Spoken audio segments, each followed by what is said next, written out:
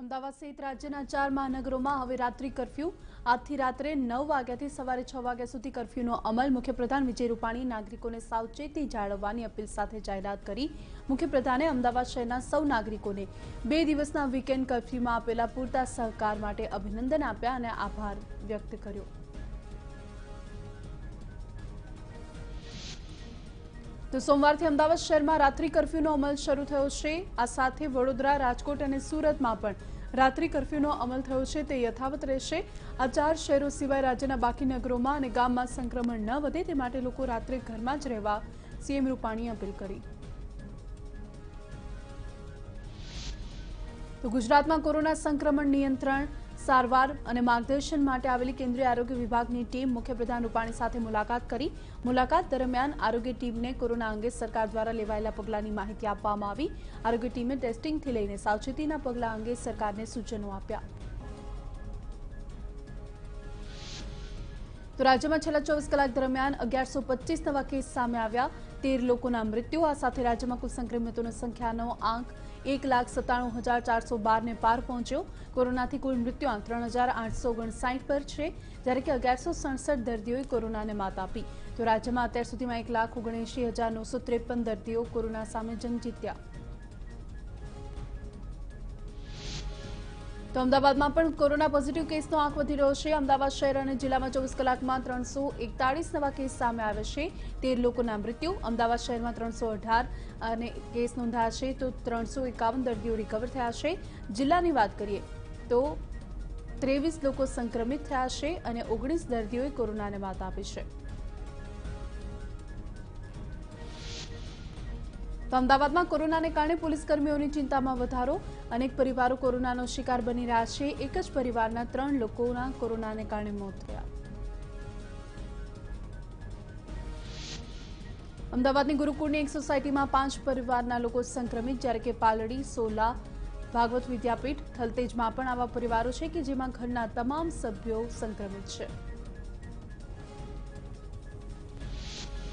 અમદાવાદમાં ચાંદોડિયાની અનેક સોસાયટીઓને micro containment ઝોનમાં મૂકવામાં આવી। છેલ્લા 4 દિવસમાં અનેક સોસાયટીમાં કેસ આવ્યા છે।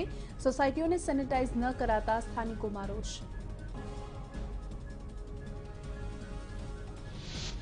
અમદાવાદમાં બોપલ વિસ્તારમાં કોરોનાનો વિસ્ફોટ, સફલ 1 બિલ્ડિંગમાં 42 અને સફલ 2 બિલ્ડિંગમાં 38 મળીને કુલ 80 કેસ નોંધાયા। અમદાવાદમાં માઇક્રો કન્ટેનમેન્ટ ઝોનના નામે શહેરીજનોને હેરાનગતિ થઈ રહી છે। વસ્ત્રાલમાં અબજીબાપા ફ્લેટમાં 18 કેસ આવતા ફ્લેટને નિયંત્રિત ઝોનમાં મૂકવામાં આવ્યો। 420 મકાનમાં રહેતા શહેરીજનોની અવરજવર પર પ્રતિબંધ, સ્થાનિકોએ એએમસીને અપીલ કરી।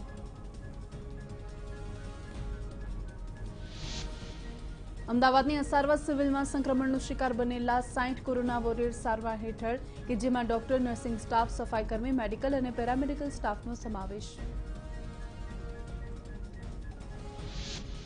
તો કોરોનાના કેસને લઈને અમદાવાદ સિવિલ હોસ્પિટલના સુપ્રિન્ટેન્ડન્ટે કહ્યું કે કોરોનાના કેસ વધતા હોસ્પિટલમાં બેડની સુવિધામાં પણ વધારો કરવામાં આવ્યો છે। આઈસીયુ બેડ પર ખાસ ધ્યાન આપવામાં આવ્યું છે। તો સિવિલમાં હાલ 700 દર્દીઓ સારવાર હેઠળ છે। એમબીબીએસ બોન્ડેડ ડોક્ટરને તાત્કાલિક હાજર થવા ઘરે પણ લેટર પહોંચાડવામાં આવ્યા। જિલ્લા પંચાયત આરોગ્ય શાખામાં સવારે 10:30 કલાકે હાજર થવાનો લેટર હતો। 200થી વધારે ડોક્ટર જિલ્લા પંચાયત પાસે આરોગ્ય શાખા પર હાજર થયા। 6 મહાનગરપાલિકાના ગવર્મેન્ટ કોલેજના 900થી વધારે ડોક્ટરને લેટર મળ્યા છે।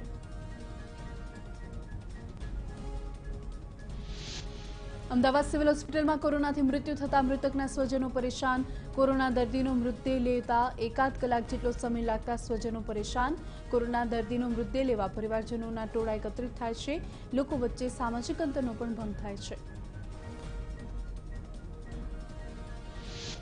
તો એક તરફ ગુજરાતમાં કોરોનાનો વિસ્ફોટ અને બીજી તરફ ભાજપના નેતાઓ કોરોના ગાઈડલાઈનનું સતત ઉલ્લંઘન કરી રહ્યા છે, ત્યારે ભાજપ પ્રદેશ પ્રમુખ સી.આર. પાટીલે નેતાઓને નિયંત્રણમાં રહેવાની સૂચના આપી છે અને પાર્ટીના તમામ કાર્યક્રમો પર બ્રેક લગાવી છે। જ્યાં સુધી નવી સૂચના ન મળે ત્યાં સુધી કોઈપણ પ્રકારના કાર્યક્રમનો આયોજન ન કરવાનો આદેશ છે। સાથે જ અગાઉથી નક્કી કરેલા કાર્યક્રમ પણ રદ કરવાની સૂચના આપવામાં આવી। અમદાવાદમાં ખાનગી હોસ્પિટલ દ્વારા કૃત્રિમ રીતે બેડની અછત ઊભી કરવાનો પેંતરો સામે આવ્યો। બિનજરૂરી દર્દીઓને બોલાવીને પથારી ભરવામાં આવતી હોવાની કોર્પોરેશનને ફરિયાદ મળી. કોર્પોરેશને તાત્કાલિક આ પ્રકારની પ્રેક્ટિસ બંધ કરવાનો આદેશ કર્યો. જો આ પ્રક્રિયા ચાલુ રહેશે તો કાર્યવાહી કરવાની અખબારી યાદી મારફતે તંત્રએ ચીમકી આપી. તો સુરતમાં 266 લોકો કોરોનાની ચપેટમાં. શહેરી વિસ્તારમાં 213 કેસ નોંધાયા, જ્યારે કે જિલ્લામાં 53 નવા કેસ, 177 લોકોને ડિસ્ચાર્જ કરવામાં આવ્યા. તો સુરતમાં વધુ 2 લોકોએ જીવ ગુમાવ્યો છે. આ સાથે સુરતમાં સંક્રમિતનો આંકડો 41,406 પર પહોંચ્યો. સુરતમાં દુકાનોમાં જામતી ભીડને લઈને તંત્ર હરકતમાં. રાજમાર્ગ પર આવેલી દુકાનોને બંધ કરવામાં આવી. રાજમાર્ગની દુકાનો પર ભીડ જામતી હોવાથી તંત્રએ કાર્યવાહી કરી.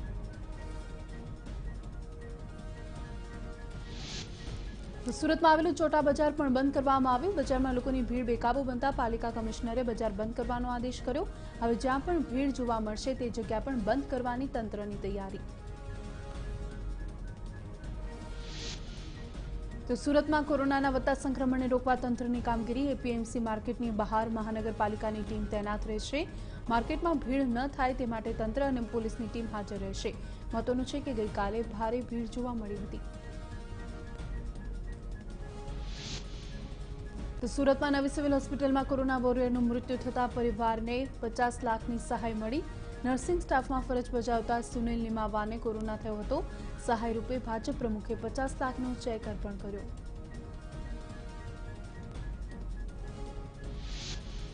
તો સુરતમાં કોરોનાનું સંક્રમણ રોકવા પોલીસની કામગીરી. ભીડભાડવાળા વિસ્તારોનું પોલીસે નિયમોનું પાલન કરાવ્યું. લાઉડસ્પીકરથી લોકોને માસ્ક અને સોશિયલ ડિસ્ટન્સિંગ અંગે સૂચના આપી. તો રાજકોટમાં કોરોનાનું સંકટ યથાવત. રાજકોટમાં 145 નવા કેસ સામે આવ્યા. શહેરી વિસ્તારમાં કોરોનાના 91 કેસ નોંધાયા. હોસ્પિટલમાં કોરોનાથી 79 લોકો રિકવર થતા રજા આપવામાં આવી. જોકે મૃત્યુ અંગેનો અંતિમ નિર્ણય ડેથ ઓડિટ કમિટી લેશે.